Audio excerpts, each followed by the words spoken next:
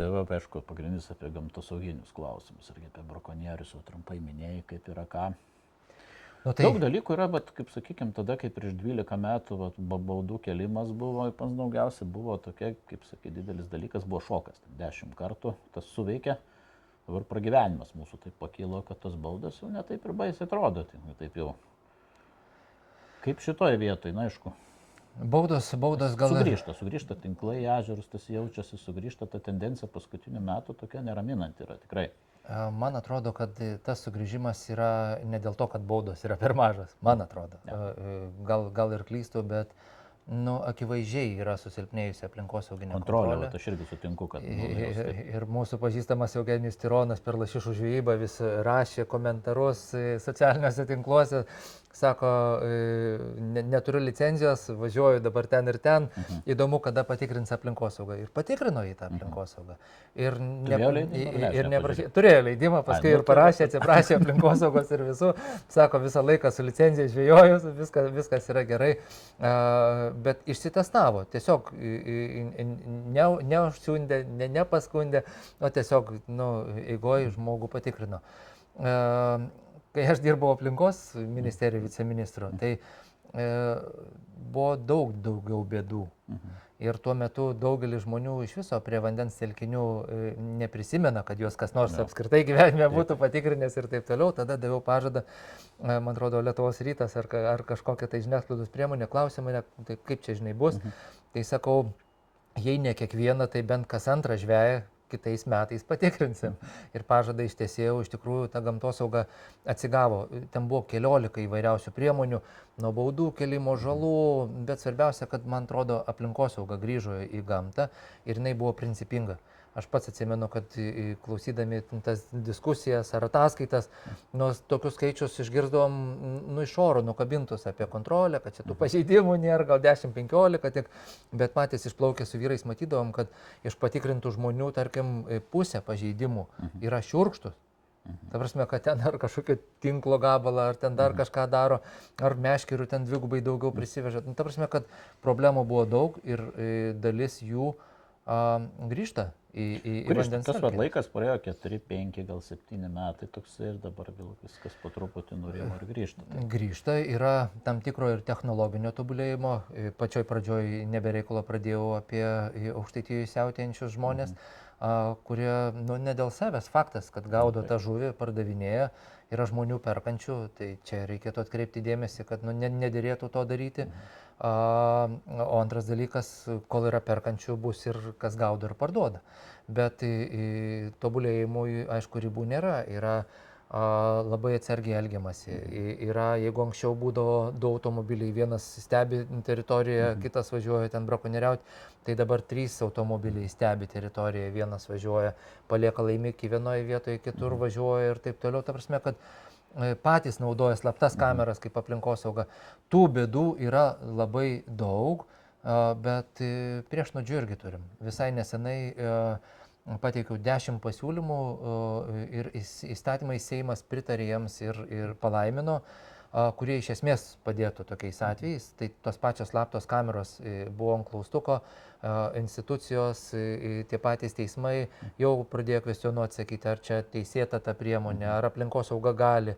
Jeigu privatus sklypas, privatus miškas, ar gali ant mano eglės kabinti slaptą kamerą ir ten kažkokią valtį sekti ir panašiai. Tai įsprendėm tuos klausimus, įsprendėm ten GPS dėjimo į visokias atliekas klausimus ir taip toliau. Ta prasme, kad realiai aplinkosauga dabar jau nuo naujų metų pradžios turės įrankius, kurių naudojimas buvo ant klaustuko. Tai reiškia, kad ta išmanioji pusė tikrai turėtų žmonių mažėjimo metu turėtų daryti kur kas didesnį efektyvumą. Gali būti ir 1 ar 2 specialistai. Nebereikia ten, kad kiekvieną dieną gamtoj po 5 ekipažus važinėtų, bet jeigu jie turi kamerų tinklą ir taip toliau, jie gali apriepti daug didesnę teritoriją. Kitas dalykas, mano įstatymo pataisa yra apie automobilių konfiskavimą. Kol kas viskas gerai eina kaip per sviestą, liko paskutinė stadija, matyt, kad kai jau laida bus publikuota, greičiausiai Seimas bus nubalsavęs galutinėje stadijoje ir pritarta, kad už šiurkščius pažeidimus bus konfiskuojamos ne tik tai tinklai, valtis ir taip toliau, bet ir žuliko automobiliai. Čia tas turėtų duoti efektą, aš manau. Turėtų duoti, nes ir jeigu įsivaizduojam, ten ta grupuotė Aukštaitijoje naudoja kelis automobilius, ten išsidalina laimikiai ir taip toliau, tai vienu metu gali būti taip, kad bus ne vienas automobilis, o net keli paimti. Tai šitos priemonės turės duoti rezultatų neišvengiamai. Ir labai paprasta argumentacija. Ten manęs per pateikimą Seimo nariai, kai kurie dar klausinėjo, ar čia adekvati priemonė, atimti mašinas ir taip toliau. Tinklų, tuos kiniškus, aišku, gali į kuprinę įsidėti, atsinešti, su valtim pastatyti. Bet kai jau jie yra pilni žuvies, kuprinėje neparsineši. Reikia automobilio ir taip toliau. Tai aš įsivaizduoju, kad tas automobilio konfiskavimas, ką padariau su medžioklėje prieš 12 metų, kaip ten davė rezultatų, taip ir čia duos. Nežinau tik tai, kodėl tiek ilgai reikėjo laukti žvejyboje, bet labai tikiuosi, kad Seimas bus nubalsavęs. Žmonės gal bijo irgi klauso, tai gal čia aš ten be kokio leidimo, ten bus pasibaigęs leidimas ir mašina. Čia apie šiurkščius pažeidimus, apie tinklus, elektrą ir tokius jau, arba ten kažkokius kiekius jau. Tai manęs ir vienas Seimo narys klausė, sako, tai jeigu aš ten žvejoju su meškere ir pagausiu kilogramą daugiau kojų ir taip toliau.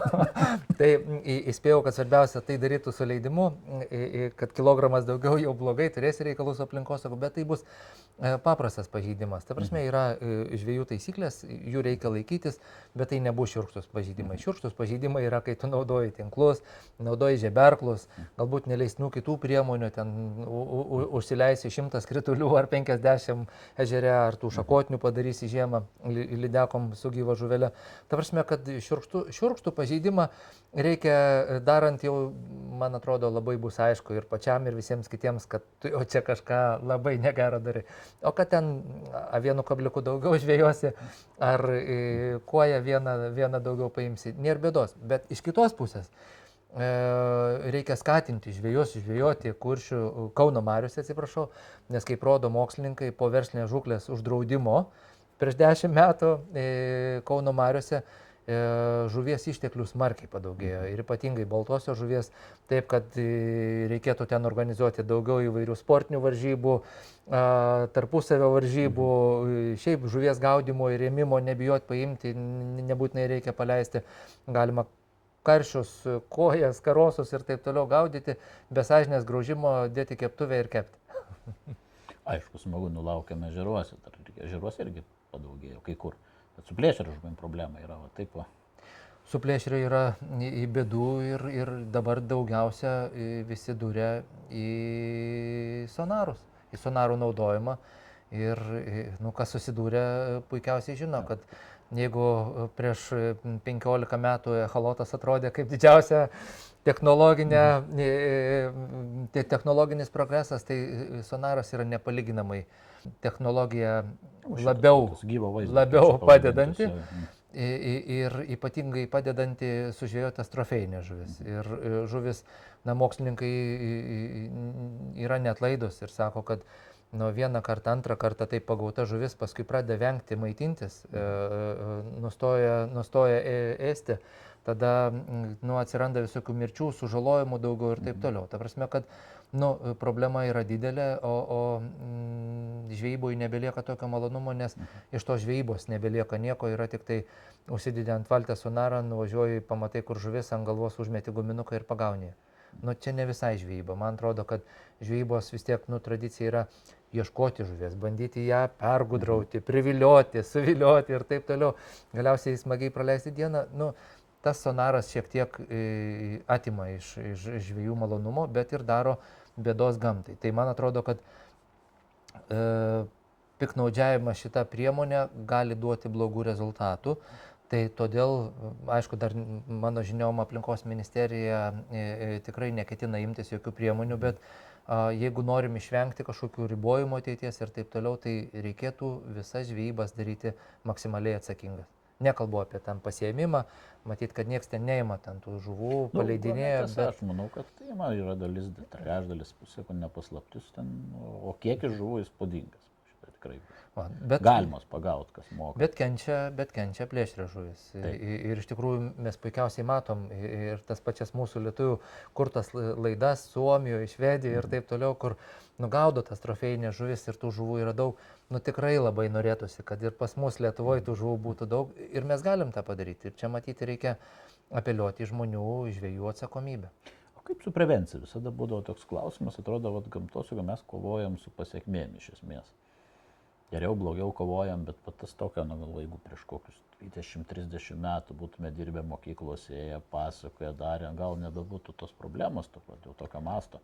Nu, man atrodo... Kaip šitoje vietoje, ar nėra neišnaudotos galimybės, tai pačioje ir, nežinau, ar ministerijoje, dar kur, atrodo, šito reiktų. Daliau pritariu, visiškai reiktų ir tikrai neišnaudotos galimybės ir čia į bet kokią sritį, kur durtum visur, ne, aš čia pasakoju, kiek čia mes visko gero padarėm. Bet nuoširdžiai pasakius, galėjom dar daugiau padaryti. Ir visą laiką taip yra. Stengiasi darai, bet visą laiką pažiūri, kad, gal va, čia dar vieną dieną liko valanda laisvo, žinai, jau ten kažką galėjau padaryti, dar kažkur ir taip toliau. Taip ir su to švietimu, prevencija, faktas, kad galim padaryti, bet yra ir be to šioks toks progresas. Aš atsimenu, kai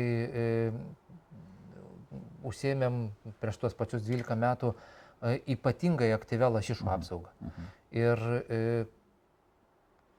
koks tada buvo vaizdas Belmonte ir koks yra dabar vaizdas, aš nekalbu apie neršiančias lašišas, bet žmonės, nežinau, kaip į mėnulį nusileidę dabar nurašo tokius stebuklus, kad ar jūs įsivaizduojat, Vilniaus miesto centre neršia lašišos, galima pažiūrėti ir tų postų šiais metais kaip niekada yra daug. Jie staiga praregėjo, kad pas mus yra tokie dalykai. Pas mus yra ir labai gerai, kad žmonės eina, kad mato. Aišku, tai atkreipia ir tų visų blogų žmonių dėmesį, kurie norėtų ten piktnaudžiauti ir toliau. Bet jie žinojo, kuo daugiau žmonių, tuo mažiau ten tų nusikaltimų, nusižengimų, bet daug daugiau visuomenės mato ir supranta. Ir mato ne tik tai, kad mes plikai kalbam lozungais, reikia saugoti gamtą, reikia saugoti žuvis ir taip toliau, bet kai pamato ten tas metrinės lašišas neršiančias, atsiveda vaikus, jiems parodo, man atrodo, efektas yra žymiai didesnis. Tai visame kame irgi tos gamtosaugos tiek mokyklose, tiek programuose ir taip toliau turėtų būti kur kas daugiau. Nebereikalo jau 2 knygas esu parašęs ir vaikam dedikavęs. Tai pagal tą statistiką iš Latgos matau, kad bibliotekose jos yra skaitomos, naudojamos, bet aišku norėtųsi visą laiką, kad dar daugiau žmonių įsilietų į tą ratą, žiūrėtų ten tas žvejybos laidas, patys kažkas juos paskatintų ir taip toliau. Ir čia turiu savo prisimti priekaištą, eilę metų jau nebedarau tos akcijos, kurią privalėčiau daryti, tai yra tos žvejok akcijos, kur vaikus iš vaikų namų veždavom žvejoti ir čia mano kaltė ir matyt viešai duodu pažadą tą akciją atnaujinti, kad kuo daugiau vaikų pamatytų, suprastų ir pamėgtų žvejybą. Su laivybos tas klausimas irgi buvo, bet suprantu, kad Nery karas jau daugiau mažiau laimėtas, ar vis dėlto dar ne? Gilinimo ten visai šitais.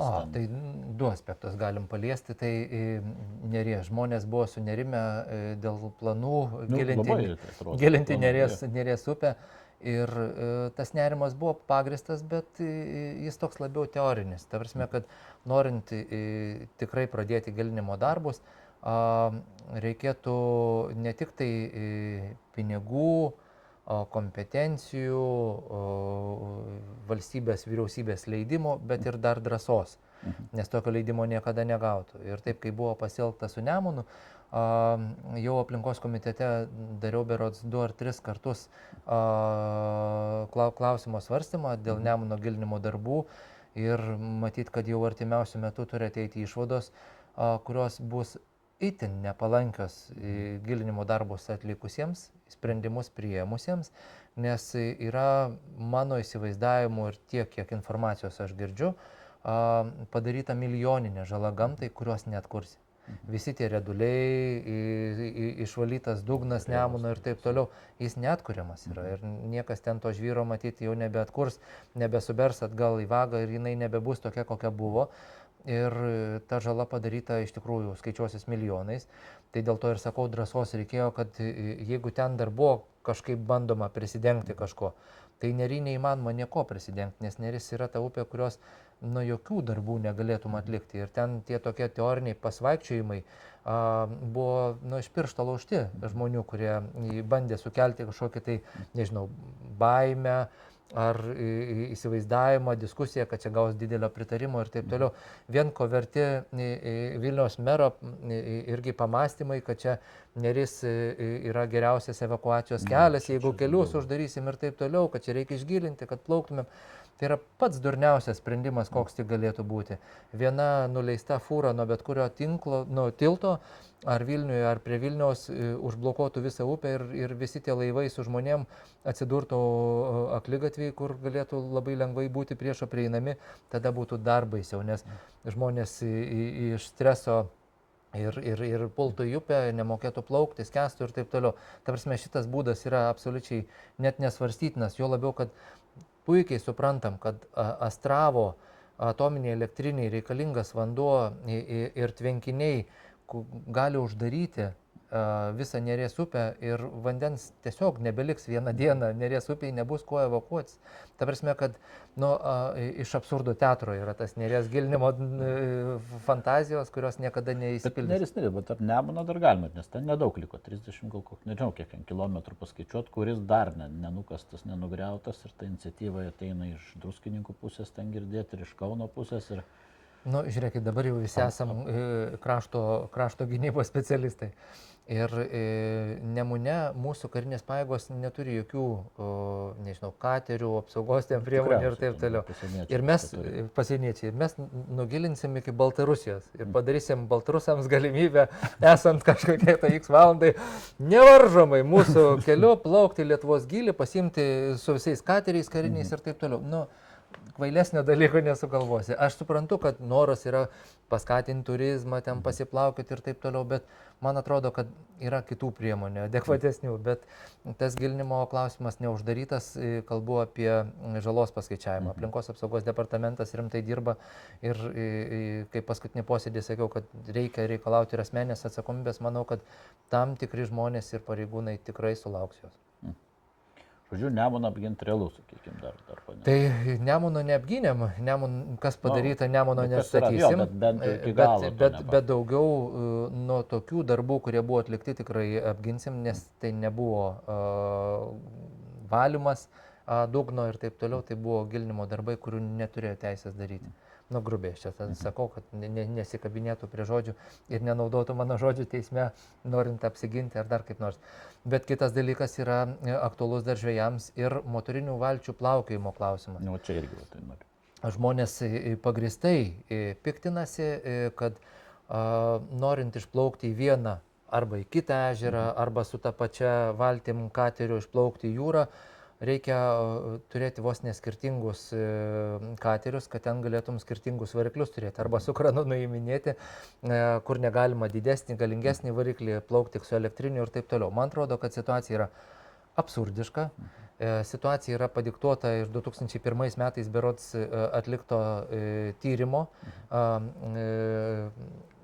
galimybių studijos, kurią darė, neminėsiu, viena įmonė, greičiausiai nusižiūrėjusi kažkur, perskaičiuosi panašius tyrimus atliktus kažkokiose kitose šalyse ir iš to mes turim blogą supratimą, kad iki 10 arklio galių varikliais galima plaukioti, jie yra nekenkiantis aplinkai ir taip toliau, nedarantys žalos, bet mes puikiai suprantam, kad nieks su 10 arklio galių varikliais nebeplaukioja. Didžioji dauguma yra čipoti, pakeisti galios nustatymai yra kur kas galingesni. Antras dalykas, plaukimas su tuo negalingu varikliu pridaro daug daugiau žalos. Kol žvejai išeina, ar bet kas plaukiantis į glisą vadinamą, ar ne, tai tu tokią bangą išorė ir tokias bangas sukeli, kad ten nei paukščiukai, nei kas tik nori, niekas neapsisaugos, nei tie lizdai bus išsaugoti. Todėl matyt, kad mano inicijuota diskusija yra siekis padaryti eksperimentą, jam dar turi pritarti ir aplinkos ministras, kad ten, kur galima plaukioti 10 arklių galių varikliais, būtų galima plaukioti visais, bet su sąlyga. Nesvarbu, koks galingumas, plauki pačia lėčiausia įmanoma eiga.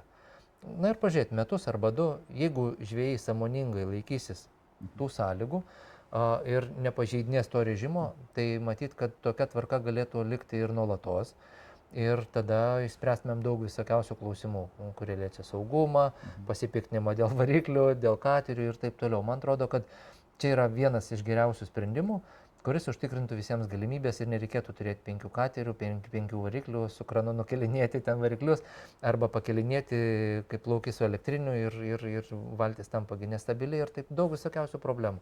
Tai man atrodo yra sprendimų, dabar tik reikia surasti tinkamas formuluotės ir tos sprendimus įgyvendinti. Ir yra laikas, vėlgi ten yra laikas, ten kažkoks paukščių perėjimas, visą kitą, ar jį, kaip sakyt, palikti lėtam plaukimui ir vis dėlto vėl kažkokį riboti ten kažko. Tai nieks nebūtų keičiama, dabar visus metus gali plaukėti 10 arklių galių varikliais. Kai kur, bet daug kur neleidžia, žiūruosi iš visų.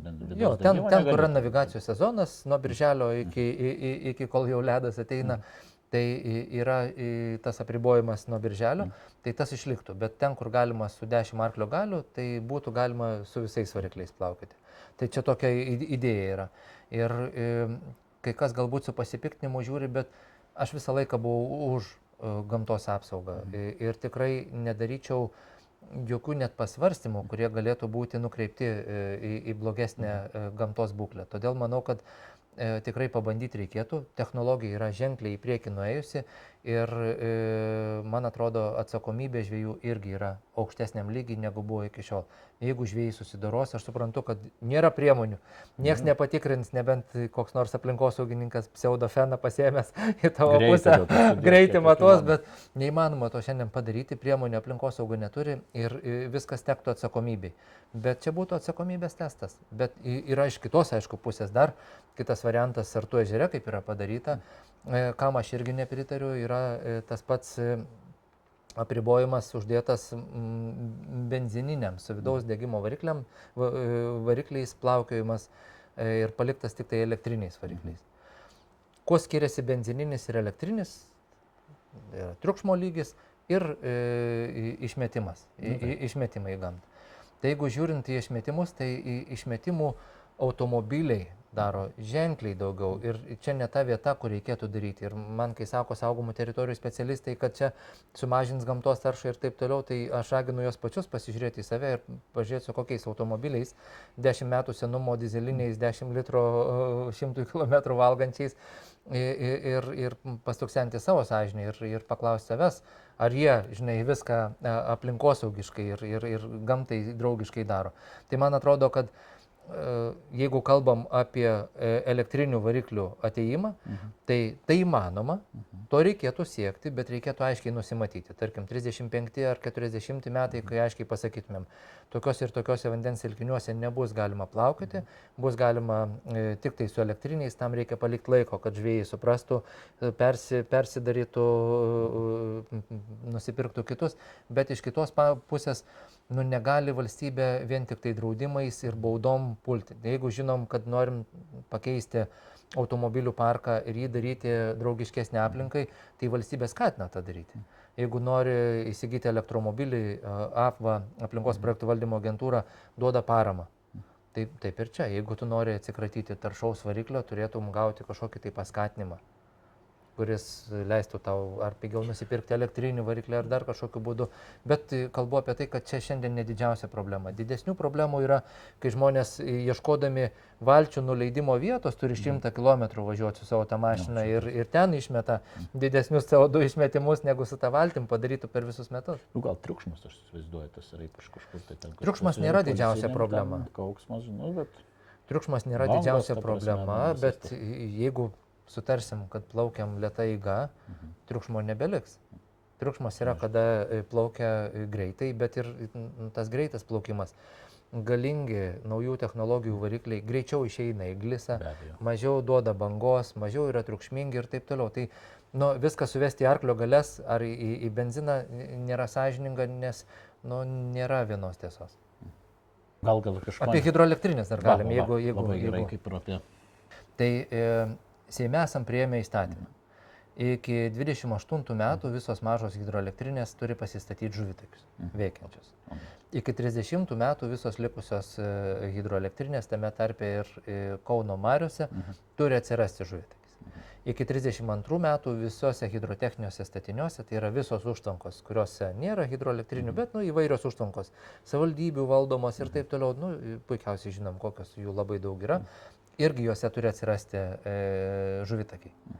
Tai reiškia, kad yra laiko tarpas, tik tai nėra iki galo apibrėžta, kas bus, jeigu tu neįsirengsi to žuvitakio. Tai artimiausiu metu turėtų pasiekti ir Seimą mūsų kartu matyti su aplinkos komiteto nariais parengsim įstatymo projektą, kad būtų labai aiškiai sankcija ir galutinis rezultatas. Nebus ant hidroelektrinės žuvitakio tą pačią dieną, kai įsigalios įstatymas ir reikalavimas, hidroelektrinė turės nebeveikti. Vienas dalykas. Antras dalykas. Šiandien veikia 98 hidroelektrinės, kurios duoda kažkokią tariamą arba galbūt didesnę naudą. Tariama nauda yra ta, kad valstybei hidroelektrinių savininkai sumoka ypatingai mažus pinigus. O naudos uždarbio irgi ten nėra didelio. Ir kai įsivystė vėjo jėgainės, kai įsivystė saulės elektrinės atsinaujinančios, tai energetikos sektorius yra smarkiai įsiplėtęs ir poreikio hidroelektrinių energijai kritinio visiškai nebėra. Tai man atrodo, šitoj kadencijoje, bent jau tarp mano kolegų, net nesakau, kad tarp manęs, mano požiūris irgi yra kritiškas, tų hidroelektrinių, kurios šiandien veikia nedraugiškai gamtai, kurios nesugeba veikti gamtiniu režimu, kad užtikrinti gamtinį debetą, kurios išdžiovina upes, kurios daro žalą gamtai ir taip toliau, turi tiesiog nelikti. Tai čia tokie yra sprendimai. Mintis tokios yra, jas artimiausių metų sudėsim į įstatymus ir manau, kad pavasario sesijoje turėsim labai daug klyksmo iš hidroelektrinių savininkų, naudotojų, vartotojų ir taip toliau, didelio pasipriešinimo, bet kito kelio nėra. Reikia atlaisvinti kuo daugiau vietų ir kai mes pradėjom kalbėti apie lašišas, kuo daugiau nerštaviečių atversim, tuo daugiau lašišų bus. Kuo daugiau lašišų bus, tuo didesnė populiacija ir Baltijos jūroje ir taip toliau. Ta prasme, kad man atrodo, kad mūsų visų atsakomybės klausimas yra padaryti kiek įmanoma geresnių darbų per likusius 3 metus Seime, kad tų žuvų būtų daugiau ir kad gamta būtų švaresnė. Nes aišku, mes galim nieko nedaryti, bet tie 3 metai prabėgs ir nedarant, bet reikės pažiūrėti po savęs, ką padarei per šitos metus, ką per likusius ir ką per visą kadenciją, kad nereikėtų raudonuoti. Tai neraudonuosim. To ir palinkėsim. Ačiū Daliau. Ačiū, kad kalbinat, labai smagu.